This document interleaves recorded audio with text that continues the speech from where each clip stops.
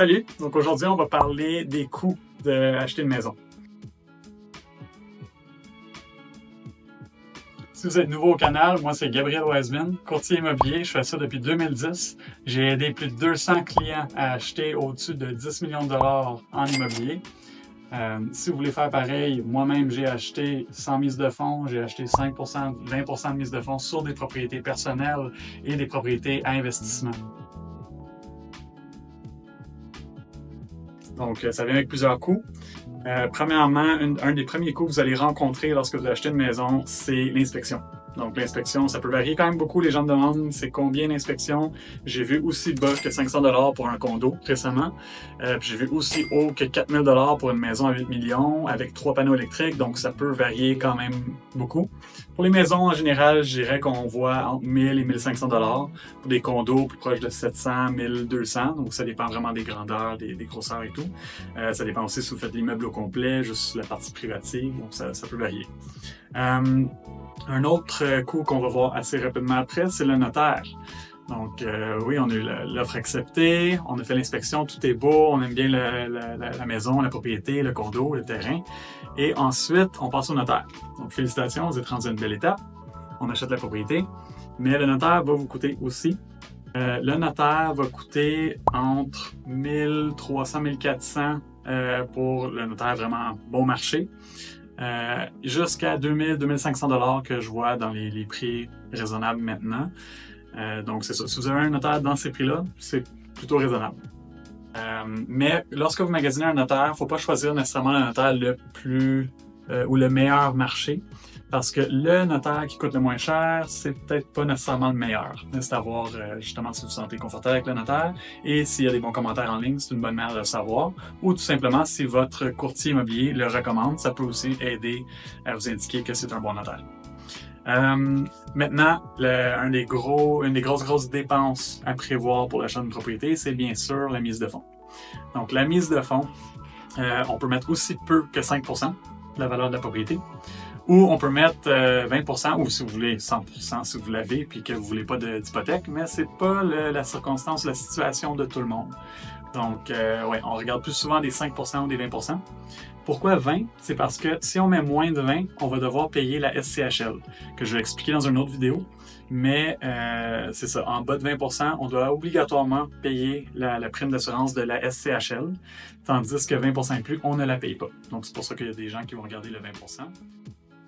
On peut aller voir la calculatrice hypothécaire de la SCHL qui a des fonctions intéressantes et ça vous permet de calculer le montant de la prime SCHL. Donc en premier, on va sélectionner quel type d'achat qu'on est, donc acheteur d'une habitation, type de propriété, une propriété existante, une propriété neuve, prix d'achat, on va simuler 750 000 ici et ensuite mettre une mise de fonds, par exemple de 100 000 $. Ensuite, on a le choix de l'amortissement, habituellement 25 ans, et on a ici le taux intérêt hypothécaire de 5% avec des versements mensuels. On peut calculer. Et ensuite, ça nous donne le montant de 20 150 $ qui est le coût de l'assurance du prêt hypothécaire. Ce montant-là, vous le payez pas d'un coup, mais bien intégré dans l'hypothèque. Et en plus, il y a un graphique ici qui vous montre les montants spécifiques à chaque année. Pour une propriété à investissement, une propriété locative, là, on est obligé de mettre 20% et plus, selon les ratios d'endettement et tout. Bref, ça c'est pour des questions pour votre courtier hypothécaire et qu'on va répondre dans d'autres vidéos. Maintenant, mise de fonds, c'est fait. Si vous achetez une propriété à 500 000 par exemple, 5% de mise de fonds, c'est 25 000. Donc, ça serait assez simple à calculer. Un autre gros coût que certaines personnes ont tendance à oublier, c'est la taxe de bienvenue, la fameuse taxe de bienvenue, qui varie entre 1 et 2%.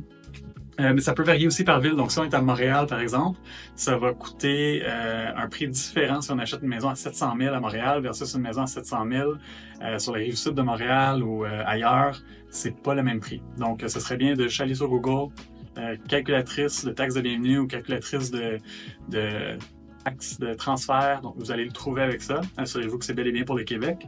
Et vous allez pouvoir inscrire la ville pour pouvoir avoir justement les différences exactes. C'est pas nécessairement basé sur le prix d'achat, ça peut aussi être basé sur le prix d'évaluation municipale. C'est le plus haut des deux.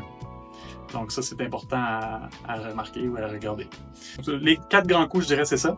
Mais après ça, il y a plein de petits coûts qui peuvent venir par la suite. Ça peut être des rénovations, si vous voulez faire des rénovations sur la propriété, si vous avez besoin de faire des correctifs ou des réparations que vous allez trouver durant l'inspection, lors des visites, que ce soit une champlure qui coule ou que ce soit, je sais pas, la fondation qui a des fissures et qui a de l'infiltration d'eau, vous voulez tout le réparer. Évidemment, les coûts peuvent varier énormément.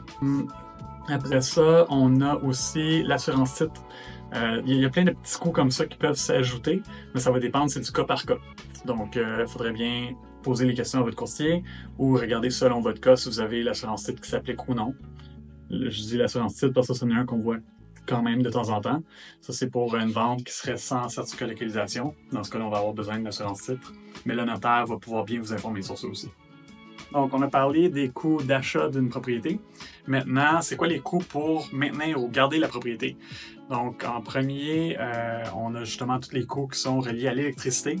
Donc, que vous cuisinez, que vous avez vos lumières et tout, c'est tout avec Hydro. Donc ça va être un paiement à chaque mois. Je peux pas vous dire combien parce que à chaque mois, je veux dire, si vous cuisinez beaucoup, vous avez une immense maison avec du chauffage électrique à 28 que vous chauffez toute l'année et à l'été, vous mettez la clim à 18. C'est sûr que vos frais peuvent être dans les milliers. Tandis que si vous avez un petit condo, tous vos voisins vous chauffent, vous chauffez jamais, vous mettez pas de la clim, puis vous cuisinez jamais, vous faites à 30 $ par mois. Donc ça peut varier quand même beaucoup.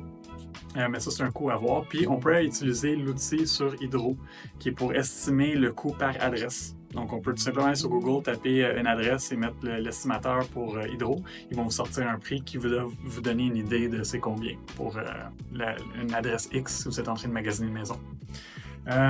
D'autres coûts, c'est le chauffage, parce que le chauffage n'est pas toujours électrique. Vous pouvez l'avoir au gaz avec énergie, vous pouvez l'avoir avec le mazout. Donc, c'est sûr que ces types de chauffage-là sont en train de devenir de moins en moins populaires, sont en train d'être phasés pour devenir tout à l'électricité. Donc, c'est sûr qu'éventuellement, ça va être électrique. Mais pour le moment, ça se peut que vous devez payer une facture Énergir ou du mazout à tous les 6 mois, 1 an, dépendant de votre réservoir et de votre usage personnel. Pour l'électricité, il y a l'utilisation de l'eau. Il peut y avoir une taxe d'eau selon les villes. La majorité n'en ont pas, mais il y a des villes comme Pointe-Claire avec des taxes d'eau. Donc, c'est ça, c'est à prévoir aussi si vous en avez pour votre niveau d'usage et consommation d'eau. Puis ça se peut que votre ville en ajoute dans le futur. Donc ça pourrait être quelque chose qui vient dépendant où est-ce que vous êtes. Avec les assurances, il faut prévoir ça aussi, c'est obligatoire d'avoir une assurance maison. Mais encore là, les couvertures, ça peut varier de quasiment rien à quasiment tout est couvert. Donc, ça peut varier beaucoup en termes de prix. Pour revenir à l'eau chaude, vous pouvez avoir des appareils en location. Donc, ça peut être votre réservoir à eau chaude qui est loué. Ça peut être des meubles, des électroménagers. Si vous avez des choses en location, c'est sûr que ça va coûter. Les deux plus populaires, ça va être des réservoirs de propane et des réservoirs d'eau chaude. Donc ça, c'est deux à prévoir. Si vous avez un foyer au propane, ça se pourrait que vous ayez une bonbonne louée. D'autres frais qui sont très communs qu'on a partout, ça va être si vous avez des rénovations à faire, de l'entretien, c'est sûr que toute propriété a besoin d'entretien, que ce soit votre toiture à changer ou à chaque 15 ans, 25 ans, 50 ans, dépendant du type de toiture, que ce soit l'électricité, que ce soit la salle de bain, la plomberie, c'est toutes des choses qu'avec le temps, ça ne dure pas infiniment malheureusement, mais il va falloir les changer. Donc, se prévoir un petit budget pour ça, ça serait pratique et sage. Et le dernier coût qui est le plus gros, habituellement, ça va être l'hypothèque. Donc, si vous n'avez pas acheté votre maison cash, vous avez une hypothèque dessus, c'est sûr que ça va être le plus gros de vos paiements habituellement. Donc, on va avoir la portion intérêt, puis on va avoir la portion capital. Donc, c'est le montant qu'on rembourse sur la propriété.